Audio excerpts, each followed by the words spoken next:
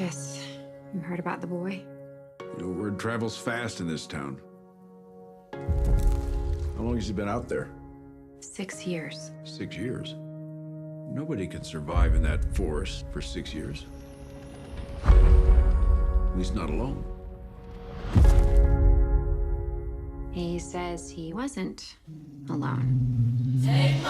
Disney is attempting something really ambitious with its live-action adaptations, in that they are attempting to retain the magic and charm of classics, while still adding enough to make it an entirely new and intriguing story.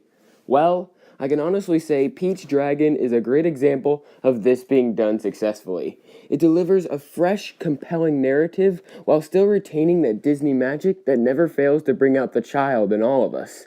As for the performances, nearly all of them were solid, with Bryce Dallas Howard and Robert Redford translating exceptionally believable characters on screen.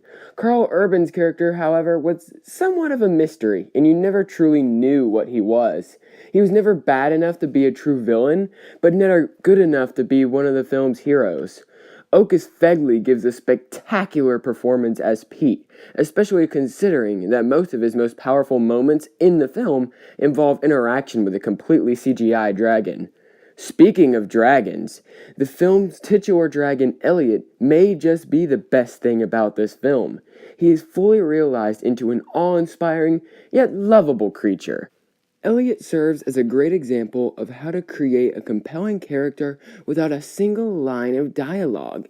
Now, we have all seen The Boy and His Beast tale done before in films like The Iron Giant, How to Train Your Dragon, and even the original Pete's Dragon from 1977. And this movie is, I'm happy to say, another one of those movies on the list that have done it successfully.